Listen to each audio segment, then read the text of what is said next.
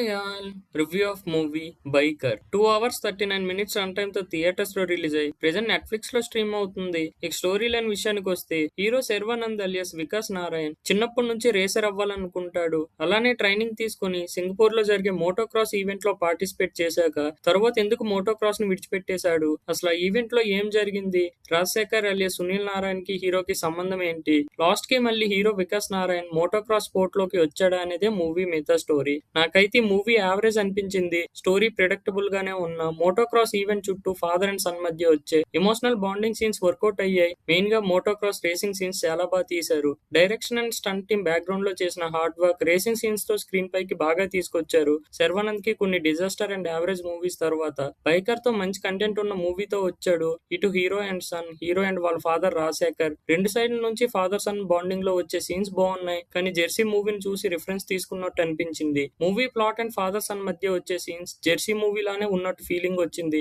అక్కడ క్రికెట్, ఇక్కడ Moto cross change అయింది అంతే. కానీ పర్లేదు, బానే ఉంది. క్లైమాక్స్ రేసింగ్ సీన్స్ అయితే చాలా వరకు రియలిస్టిక్ గా అనిపించాయి. ప్రొడక్షన్ సైడ్ నుంచి కూడా యువి క్రియేషన్స్ ఏమాత్రం తగ్గకుండా విజువల్ స్టంట్స్ కొరియోగ్రఫీలో ఇన్వెస్ట్ చేసిన మనీ గ్రాండ్ లుక్ తీసుకొచ్చాయి. ఫస్ట్ హాఫ్ లో హీరో అండ్ ఫాదర్ మధ్య వచ్చే ఫ్లాష్ బ్యాక్ స్టోరీ రొటీన్ గానే ఉన్న మోటో క్రాస్ ట్రైనింగ్ అండ్ వేరే వేరే ట్రాక్ లొకేషన్స్ లో వచ్చే రేసింగ్ సీన్స్ బాగున్నాయి. అన్ని రేసులు ఒకే ట్రాక్ లో కాకుండా డిఫరెంట్ డిఫరెంట్ ట్రాక్స్ లో పెట్టడం మంచి పని చేశారు. సెకండ్ హాఫ్ లో హీరో మళ్ళీ రేసింగ్ స్టార్ట్ చేద్దాం అనుకోవటం, కానీ దాని వెనకాల ఉన్న రీజన్ చాలా రొటీన్ గా అనిపించింది. తర్వాత ప్రిపరేషన్ లో వచ్చే సీన్స్ కొంతవరకు బోరింగ్ గా అనిపించిన ప్రీ క్లైమాక్స్ టు క్లైమాక్స్ జర్మనీలో వచ్చే racing scenes interesting and engaging గా ప్రెజెంట్ చేశారు. మూవీ లెంత్ మరీ ఎక్కువ పెట్టేశారు అనిపించింది. కొన్ని సీన్స్ ట్రిమ్ చేసి ఇంకా ఎంగేజింగ్ గా ప్రెజెంట్ చేసి ఉంటే బాగుండేది. అక్కడక్కడ బ్యాక్గ్రౌండ్ స్కోర్ బాగా ఇచ్చారు. పర్ఫార్మెన్స్ విషయానికి వస్తే హీరో శర్వానంద్ రేసర్ గా తన క్యారెక్టర్ లో ఇన్వాల్వ్ అయిన విధానం, దానికి తగ్గట్టు బ్యాక్గ్రౌండ్ లో చేసిన హార్డ్ వర్క్ మూవీ చూస్తే అర్థమైపోతుంది. చాలా రోజుల తర్వాత మంచి కంటెంట్ ఉన్న మూవీతో వచ్చాడు. తన క్యారెక్టర్ లో కూడా బాగా ఇన్వాల్వ్ అయి చేశాడు. రాజశేఖర్ ఇటు మెంటర్ గా, ఫాదర్ గా రైట్ పర్సన్ నే క్యారెక్టర్ కి సెలెక్ట్ చేసుకున్నారు.